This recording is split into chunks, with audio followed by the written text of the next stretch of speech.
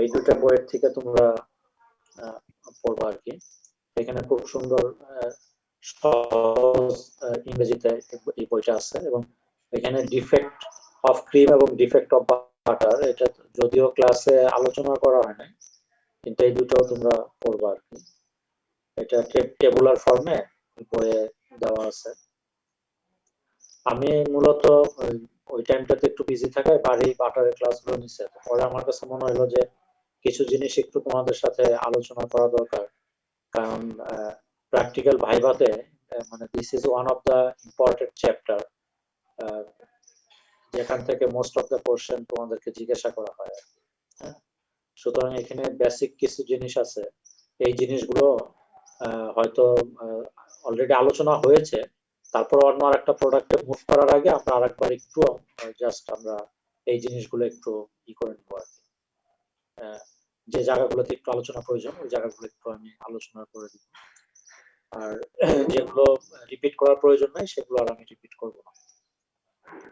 এখানে দুইটা জায়গায় তোমরা কনফিউজ করো, আমি ওই দুইটা জায়গায় বেশি জোর দিব।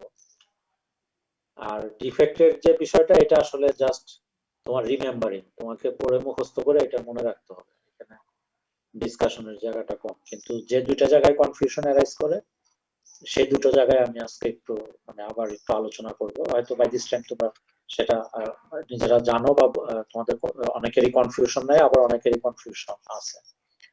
তার মধ্যে একটা হলো যে ফরমেশন অফ বাটার গ্রেড। যখন আমরা ক্রিমটাকে যখন আমরা চার্নিং করি, বাটার বাটার কিসের থেকে তৈরি করে?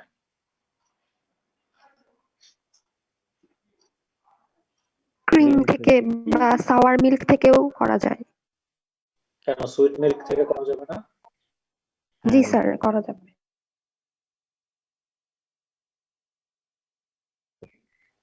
ক্রিম থেকে আর কি।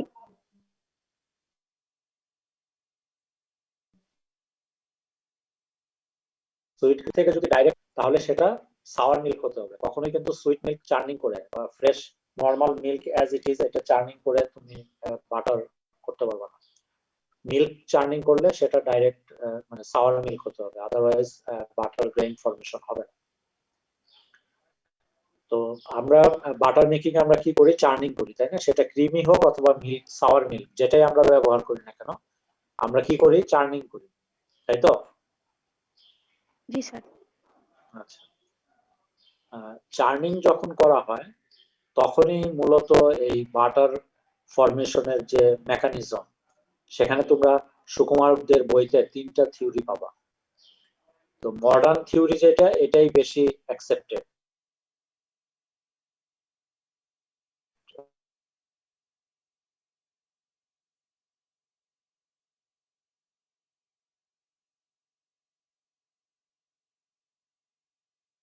এবং আর অন্য যে দুটা থিওরি আছে ছিলাম, তখন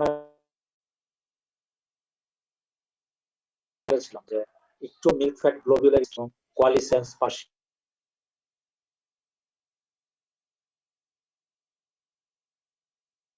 কোয়ালিসেন্স ফ্লো, মনে পড়ে তোমাদের? এবং এই আইডিয়া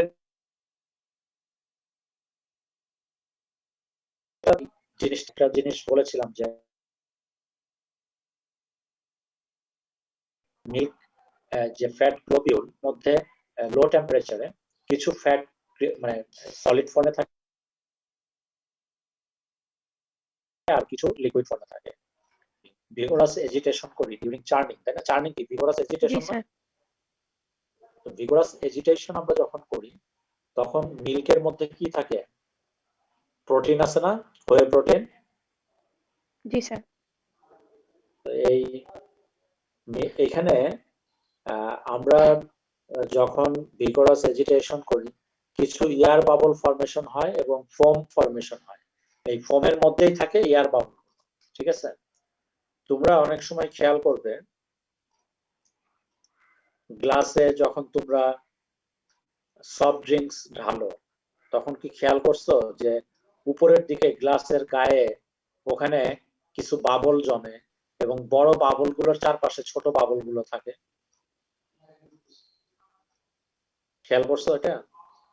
জি স্যার। এবং ওই ছোট বাবল গুলো আস্তে আস্তে বড় বাবল গুলোর সাথে মিশতে থাকে। ইভেন তুমি পানিতেও দেখবা যে যদি তুমি এক গ্লাস পানিতে যদি ভিগোরাস এজিটেশন করো একটা স্পুন দিয়ে, সেখানে দেখবা কি এয়ার বাবল ফর্মেশন হয় না? জি স্যার। তোমরা বা চায়ের কাপে যখন জি স্যার।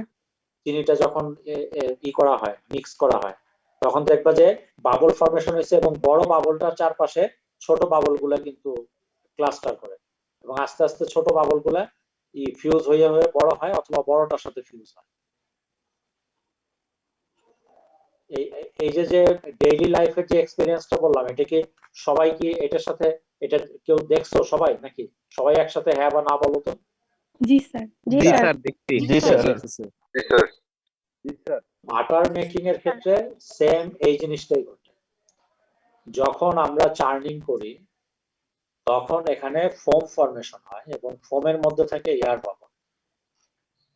এয়ার বাবল গুলো মিল্ক ফ্যাট গ্লোবিউলের চাইতে সাইজে বড়। তখন এই সারফেস টেনশনের কারণে এই মিল্ক ফ্যাট গ্লোবিউল গুলো এয়ার বাবলের চারপাশে তারা কনসেন্ট্রেট করতে থাকে, তারা জমা হতে থাকে। এইখানে আমরা চার্নিং এর টেম্পারেচার কিন্তু আমরা কি কত বলছি অপটিমাম? 9 থেকে 12। 9 থেকে 12। 9 থেকে 12, 15-র উপরে না। যখন এই টেম্পারেচারটা ব্যবহার করা হয় তখন ফ্যাট গ্লোবিউল গুলো কিন্তু একটা ক্লাস্টার অবস্থায় থাকে, তাই না? ফ্যাট গ্লোবিউল গুলো নিজেদের মধ্যে একটা ক্লাস্টার অবস্থায় থাকে। ফ্যাট গ্লোবিউল গুলো ইনট্যাক্ট, ক্লাস্টারটা কিন্তু intact fat গ্লোবিউলের cluster.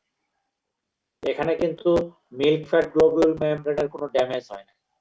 Intact milk fat globule membrane গুলো লো টেম্পারেচারের কারণে তারা অ্যাগ্রিগেট করে একটা ক্লাস্টারে। যখন এজিটেশন শুরু হয় তখন এই ক্লাস্টার ভাঙে এবং ফোম প্রডিউস হতে শুরু করে। ফোম প্রডিউস যখন হয় তার মানে ওখানে এয়ার বাবল আছে, তখন এই ফ্যাট গ্লোবিউল গুলো এয়ার বাবলের চারপাশে তারা কনসেন্ট্রেট করতে থাকে। এবং এই যে আমি ভিগোরাস এজিটেশন করতেছি, এর ফলে হয় কি একটা ফ্যাট গ্লোবিউল আর একটা ফ্যাট গ্লোবিউলের সাথে ঘষা খায়, কলাইড করে বা কনকাশন, সংঘর্ষ হয়। সংঘর্ষ যখন হয় তখন এই ইমালশন প্রোটেক্টিং যে ফসফোলিপিড যে মেমব্রেনটা আছে, এই মেমব্রেনটা তখন ভাঙতে থাকে এবং ওই যে ভিতরে যেহেতু কিছু ফ্যাট ক্রিস্টাল অবস্থায় আছে, তারা ওই যে কোয়ালিসেন্সে হেল্প করে। তখন দুইটা গ্লোবিউল ফিউজ হইলো, ফিউজ হয়ে তারা একটা ফরমেশন হলো। এইভাবে এই কনকাশন কন্টিনিউয়াসলি চলতে থাকে, ফ্রিকশন, কনকাশন, কলাইশন, এটা কন্টিনিউয়াস চলতে থাকে এবং ফ্যাট গ্লোবিউল মেমব্রেনটা ভাঙতে থাকে এবং এই ফ্যাট গ্লোবিউল গুলো একসাথে কোয়ালিসেন্স করতে থাকে। কোয়ালিসেন্স করতে করে করে তারা আকারে বড় হয়। তারা কি হয়? আকারে বড় হয়। এরপরে এটা ভেঙে লিকুইড ড্রপলেটটা বের হয়ে পড়ে তারা আরেকটু বড় ফর্মে যায় এবং তখনই আমরা ওই যে বাটারের যে গ্রেইন ফর্মেশন, যেটা সেই বাটারের গ্রেইন ফর্মে তখন আমরা বাটারটাকে দেখি।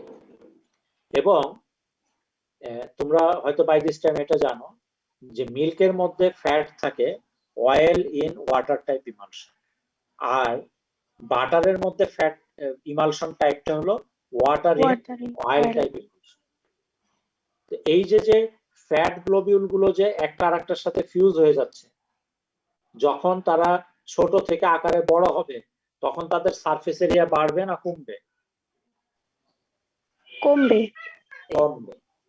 সাইজ যত বড় হয় সারফেস এরিয়া তত কমবে। এই সারফেস এরিয়া কমতে কমতে এমন একটা পর্যায়ে চলে আসে যখন এই সিস্টেমটা বাটার মিল্কটাকে আর ধরে রাখতে পারে, তখন ওই যে বাটার মিল্কটা সেপারেট হয়ে যায়। আর যতক্ষণ পর্যন্ত সারফেস এরিয়াটা ওই পর্যায়ে থাকে যে বাটার মিল্ক এবং মিল্ক ফ্যাট গ্লোবিউল একটা সিস্টেমের মধ্যে তারা থাকতে পারে, যখন এই এজিটেশনটা হইলো ফ্যাট গ্লোবিউল গুলো একটা আর একটা সাথে কোয়ালিসেন্স হচ্ছে এবং তাদের সাইজে বড় হচ্ছে, সো তখন তাদের সারফেস এরিয়া কমতেছে, কমতে কমতে একটা পর্যায়ে এমন চলে আসে যে তখন আর এই সিস্টেমটা তখন ব্রেক করে, তখন এই ফেজটা ব্রেক করে বাটার মিল্ক সেপারেট হয়ে যায়। এবং ফ্যাট গুলো সেপারেট হয়। এবং এই যে যে আমি বাটার গ্রেইন পাইলাম, এরপরে আমি এটাতে ওয়ার্কিং করি, তাই না? চার্নিং এর পরে কি ওয়াশিং এন্ড ওয়ার্কিং না? জি স্যার। জি স্যার। ওয়ার্কিং এর সময় কিন্তু এই যে যে ফ্রিকশন অথবা স্যার এই যে যে friction, সারফেস এরিয়ার কথাটা আরেকবার বললে একটু ভালো হইতো স্যার। সারফেস এরিয়া হলো মানে দুইটা ফ্যাট গ্লোবিউল আলাদা আলাদা থাকলে তাদের যে সারফেস এরিয়া, মনে করো দুইটা গ্লোবিউল আছে, এটা জাস্ট একটা এক্সাম্পল হিসেবে মনে করো দুইটা গ্লোবিউল আছে, প্রত্যেকটার সারফেস এরিয়া 1, তাহলে দুইটার সারফেস এরিয়ার সমষ্টি কত? 2। 2। কিন্তু এই দুইটা গ্লোবিউল যদি একসাথে মিলে যায়, মিলে গেলে মিলিত ভাবে তাদের একটা সারফেস এরিয়া হবে না? জি স্যার। আচ্ছা, তাহলে ওই সারফেস এরিয়াটা 2 এর কম হবে। জি। এবং যতই এটা বড় হইতে থাকবে তত সারফেস এরিয়া কমতে থাকবে। এখানে ইমালশনে ফ্যাট গ্লোবিউল এবং ফ্যাট গ্লোবিউলের যে সারফেস এরিয়া, এই রেশিওটা বাটার মিল্ক বা মিল্ক সিরামের সাথে তার যে রেশিও, জি।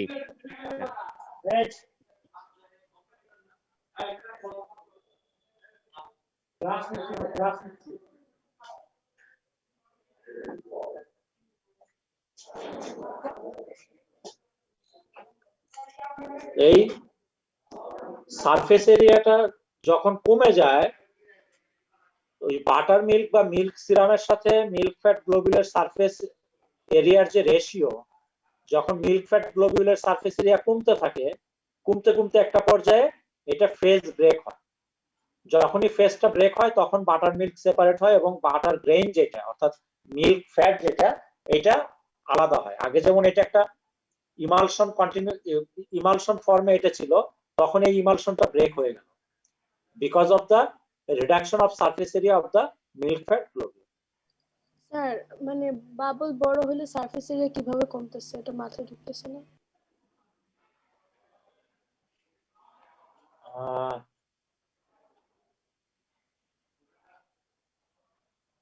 এটা তোমাকে এখন আমি কিভাবে বুঝাবো?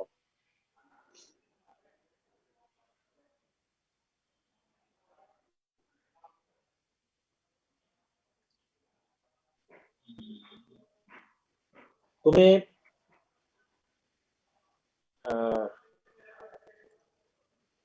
যদি এক খন্ড চক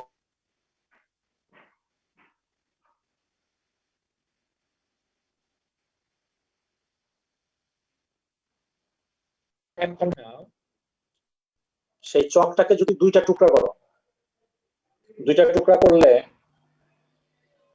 তোমার আগে এটাতে প্রান্ত কয়টা ছিল? দুইটা। আর ওইটাকে ভেঙে দুই টুকরা করলে কয়টা প্রান্ত হবে? চারটা। চারটা। তাহলে এই দুইটাকে যদি আবার আমি জোড়া দেই, জোড়া দিলে কয়টা প্রান্ত হবে?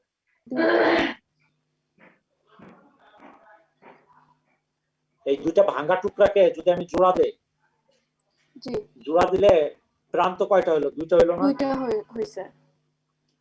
তাহলে কমলো না বাড়লো? কমলো। কমলো। ও স্যার বুঝতে পারছি। হ্যাঁ জি স্যার বুঝছি। হ্যাঁ, এই সারফেস এরিয়াটা যখন একটা সাবস্টেনশিয়াল লেভেলে কমে যায় তখন ওই ইমালশনের ফেজ ব্রেক হয় এবং বাটার মিল্ক এবং ফ্যাট মিল্ক ফ্যাট এটা আলাদা হয়। এবং এই যে যে ফ্যাট, এটার মধ্যে কিন্তু কিছু পোর্শন আছে লিকুইড ফ্যাট, কিছু আছে তোমার গ্লোবিউলার ফর্ম। যখন ওয়ার্কিং কন্টিনিউ করে, এই ওয়ার্কিং এর সময়ও কিন্তু এই গ্লোবিউলের মধ্যে ফ্রিকশন বা কনকাশন বা কলাইশনটা কন্টিনিউ করে এবং তখনও ওই গ্লোবিউল ভেঙে কিছু ফ্যাট লিকুইড ফর্মে আসে আর বাকিগুলো তোমার গ্লোবিউলার ফর্মে থাকে।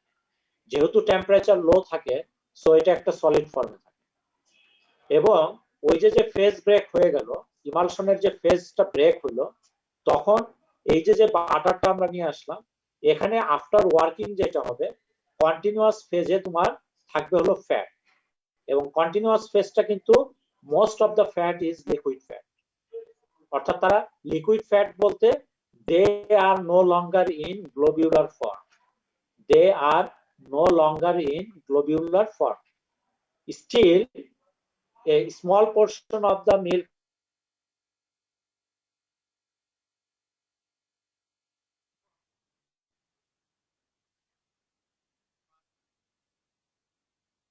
fat will remain in the globule থাকবে, কিছু এয়ার বাবল ওই বাটারের মধ্যে কিন্তু এনট্রাপড অবস্থায় থাকবে।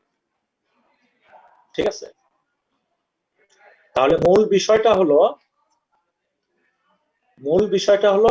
মিল্ক ফ্যাট ফোম ফর্মেশন, এবং সেই ফোমের মধ্যে যে এয়ার বাবল, সেই এয়ার বাবল এবং তার চারপাশে মিল্ক ফ্যাট গ্লোবিউলের কনসেন্ট্রেট হওয়া due to the surface tension, এবং এরপরে এই মিল্ক ফ্যাট গ্লোবিউলের মধ্যে যে ফ্রিকশন, কনকাশন বা কলিশন, এর ফলে মিল্ক ফ্যাট গ্লোবিউল মেমব্রেন গুলো ভেঙে যাবে, তারা কোয়ালিসেন্স করবে, এবং দেন ফার্দার কনকাশনে হয় তারা সেখান থেকে লিকুইড ফ্যাট বা ফ্যাট রিলিজ হবে, কিছু গ্লোবিউল ইনট্যাক্ট থাকবে, এরপরে সারফেস এরিয়া রিডিউস হতে হতে এমন একটা পর্যায়ে আসবে ইমালশনটা ব্রেক হবে, ব্রেক হয়ে বাটার মিল্ক আলাদা হবে, মিল্ক ফ্যাট আলাদা হবে, দেন আমরা ওইটাকে as milk fat as butter grain আমরা সেটাকে আলাদা করে ওয়ার্কিং করব, ওয়ার্কিং করলে আরো কিছু ফ্যাট গ্লোবিউল এখানে ভেঙে যাবে এবং আরো কিছু লিকুইড ফ্যাট রিলিজ হবে। Finally we have a solid mass of butter which is water in oil type emulsion, where most of the fat is in non-globular form or in liquid form in a sense যে non-globular form, কিন্তু still আমরা এটাকে solid ফর্মে পাচ্ছি, কারণ আমরা 9 থেকে 15 degree Celsius তাপমাত্রায় এই কাজটা করতেছি, এই জন্য ফ্যাট গুলো সলিড অবস্থায় আমরা পাচ্ছি। এবং এই তাপমাত্রায়ও যে সমস্ত ফ্যাট লিকুইড তারা এটার মধ্যে এনট্রাপড অবস্থায় আছে, কিছু গ্লোবিউল মিল্ক ফ্যাট গ্লোবিউল এটার মধ্যে এনট্রাপড থাকবে, কিছু পানি থাকবে, ওয়াটার ড্রপলেটস থাকবে, কিছু এয়ার বাবলস থাকবে। কার কোনো প্রশ্ন থাকলে জিজ্ঞাসা করুন। নুরুল ইসলাম স্যার, স্যারের কোনো শর্ট নেই? হ্যাঁ,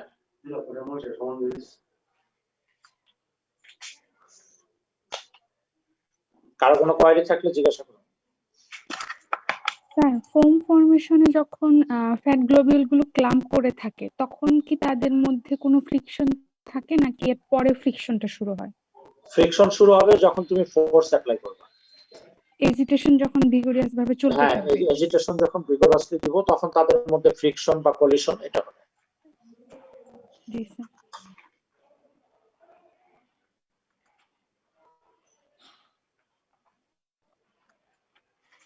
আর কারো কোনো প্রশ্ন? যে টিএসসি এর কাগজগুলো নিয়ে আসলে তো স্যারের সই নিয়ে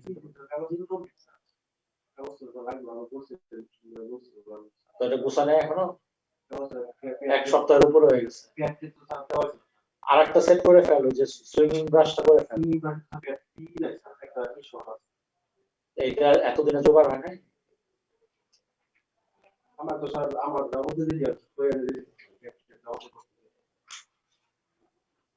আচ্ছা, যদি কারো কোনো কোয়েরি না থাকে then I will move to ওভাররান।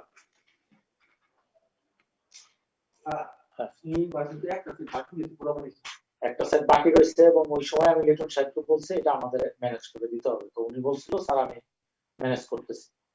তাহলে একটা জিনিস আমাদের খুব মাথায় সুন্দর করে রাখতে হবে, সেটা হলো প্রথম যেটা, যে বাটারের মিনিমাম ফ্যাট কন্টেন্ট হলো 80%। কত মিনিমাম ফ্যাট কন্টেন্ট? 80%। এটা আমাদের মনে রাখতে হবে। 2 নাম্বার আমাদের মনে রাখতে হবে যে সম্পূর্ণ বাটারটাই কিন্তু ফ্যাট না, এর মধ্যে কিছু সিরাম সলিড আছে, এর মধ্যে কিছু পানি আছে, যদি আমরা সল্টেড বাটার করি তাহলে এটার মধ্যে কিছু লবণ আছে, কিছু এয়ার বাবল আছে। কিন্তু বাটারের ওভাররানটা যেহেতু আমরা ওয়েট বেসিসে করি, সো এয়ার বাবল এখানে কোনো ম্যাটার না। যদি আমরা ভলিউম বেসিসে করতাম then air bubble might be a matter of importance. তো এইখানে আমরা ওভাররানের ক্ষেত্রে যে জায়গাটায় তোমরা কনফিউজ করো যে ওভাররানটা on the basis of hot, এই জায়গাটায় এসে তোমরা মানে কনফিউজ করে ফেলো। Overrun must be and always be on the basis of given amount of fat, not on the basis of cream or sour milk. ওভাররানের যে হিসাব বা ক্যালকুলেশন আমি যেটি করব সেটি হবে আমি কতটুকু ফ্যাট নিয়ে আমি চার্নিং শুরু করছিলাম, আমার চার্নের মধ্যে কতটুকু ফ্যাট আমি দিছি, কতটুকু ক্রিম দিছি, দ্যাট ডাজন্ট ম্যাটার। আমি 50 লিটার ক্রিম দিছি, এখন সেটা যদি 40% ক্রিম হয় তাহলে সেই হিসেবে যে ফ্যাট আসবে সেটা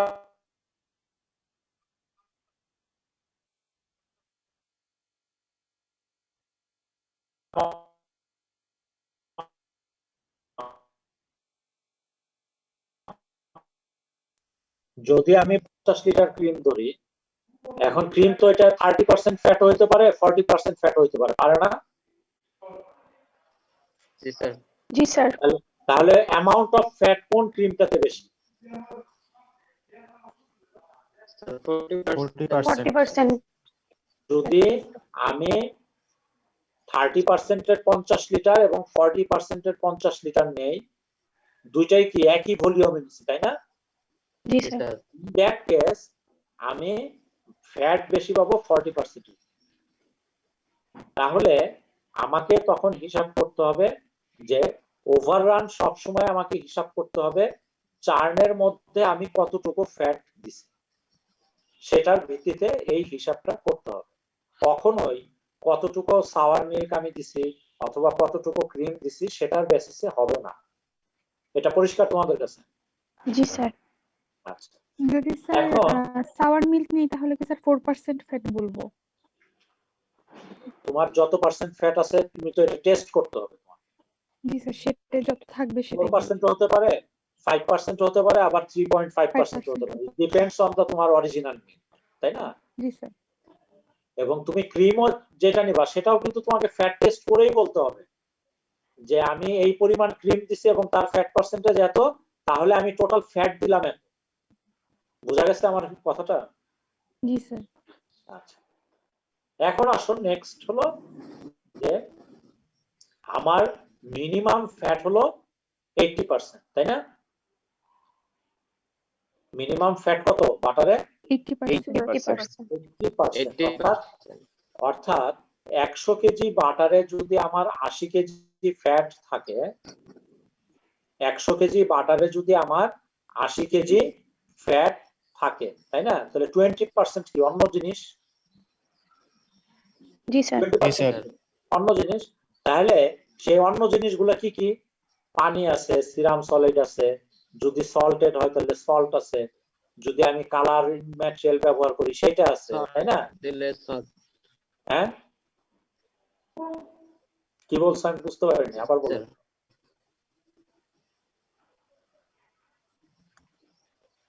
স্যার সল্টের কথাই বললাম। হ্যাঁ, ঠিক আছে। তাহলে আমি যদি থিওরিটিক্যালি বলি যে আমার হাতে 80 কেজি বাটার আছে, সরি 80 কেজি ফ্যাট থাকলে আমি 100 কেজি বাটার পেতে পারি। এগ্রি? জি স্যার। জি স্যার। থিওরিটিক্যালি যে আমার হাতে 80 কেজি ফ্যাট থাকলে আমি 100 কেজি বাটার পেতে পারি, তাই না? জি স্যার। আচ্ছা, তাহলে আমি কত কেজি বেশি পাইলাম ফ্যাটের তুলনায়? 20 কেজি। 20 কেজি। 20 কেজি। আমার গিভেন অ্যামাউন্ট অফ ফ্যাট কত ছিল? 80 কেজি। 80 কেজি।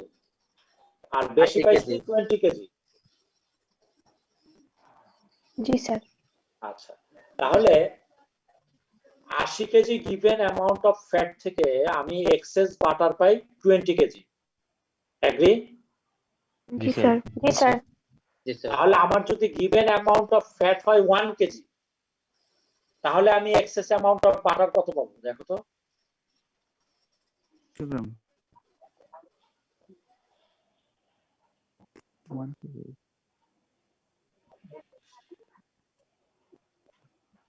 স্যার 250 গ্রাম। অর্থাৎ 20/80, তাই না?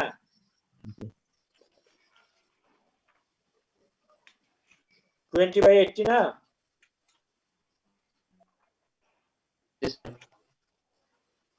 নাকি কত? 20/80 না? জি স্যার। তাহলে গিভেন অ্যামাউন্ট অফ ফ্যাট যদি আমার 100 কেজি হয়, তাহলে আমি এক্সেস কত পাবো দেখো তো? 25 kg sir. 250। 20 multiplied by 100 divided by 80, তাই না? 25 কেজি পাবো। তাহলে 20 দিয়ে 80 কে কাটলে 4 দিয়ে 100 কে কাটলে 25, তাই না? 25 কেজি। তাহলে 100 কেজি গিভেন অ্যামাউন্ট অফ ফ্যাটে 100 কেজি গিভেন অ্যামাউন্ট অফ ফ্যাটে এক্সেস বাটার পাওয়ার সম্ভাবনা কত? 25 কেজি। 25 কেজি। অর্থাৎ থিওরিটিক্যালি ম্যাক্সিমাম ওভাররান সম্ভব হলো 25%। জি স্যার। বোঝা গেছে? জি স্যার। হ্যাঁ, এইটাকে যদি আমি অন্যভাবে করি, 80 কেজি ফ্যাট থাকলে বাটার কত কেজি পাওয়া যায়? 100 কেজি। 100 কেজি। 100 কেজি। তাহলে 1 কেজি ফ্যাট থাকলে কত কেজি বাটার পাওয়া যাবে? 1.25 ভাগ করো না, ফ্র্যাকশনটা বলো। স্যার। 100/80। হ্যাঁ, 100/80। 100/80। আর যদি আমার 100 কেজি ফ্যাট থাকে তাহলে কত পাবো? স্যার 125 তাহলে 100 কেজি ফ্যাটের থেকে 100 কেজি ফ্যাটের থেকে আমি বাটার পেলাম কত কেজি? 125 কেজি। 125 কেজি। তাহলে 100 কেজিতে আমি এক্সট্রা পাইলাম কত কেজি? 25 কেজি। 25 কেজি। 25 কেজি। তাহলে ম্যাক্সিমাম ওভাররান কত সম্ভব? 25%, তাই না? এটা কি 100 তে বেশি 25 না? তাহলে এটা কি 25% হলো না? 25 স্যার। তাহলে থিওরিটিক্যালি ম্যাক্সিমাম ওভাররান পাওয়ার সম্ভব হলো 25%, কিন্তু প্র্যাকটিক্যালি এটা কখনোই সম্ভব নয়। প্র্যাকটিক্যালি কি এটা কখনোই সম্ভব নয়। বোঝা গেছে? জি স্যার। আচ্ছা, তাহলে ওভাররানের বুঝতে ওভাররানের বেসিসটা কি? Given amount of fat. Given amount of পার্সেন্টেজের উপর ডিপেন্ড করবে। গিভেন অ্যামাউন্ট অফ ফ্যাট হলো ক্যালকুলেশনের বেসিস, অর্থাৎ আমি ফ্যাটের কতটুকু ফ্যাট নিয়ে জি শুরু স্যার। করছিলাম এবং কতটুকু বাটার তার চাইতে বেশি পাইছি, সেটাকেই যখন আমি শতকরায় প্রকাশ করব সেটাই হবে ওভাররান। এখন এমন হইতে পারে যে তুমি 80 কেজি নিয়ে শুরু করছো, গিভেন অ্যামাউন্ট অফ ফ্যাট 80, তুমি বাটার পাইছো ফর এক্সাম্পল 96 কেজি, তাহলে কত পার্সেন্ট হলো ওভাররান? ক্যালকুলেট করো তো।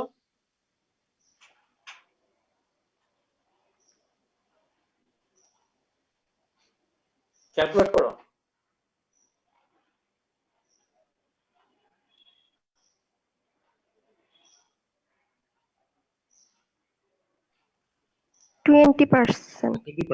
হ্যাঁ? 20%। ঠিক আছে? স্যার। বোঝা গেছে?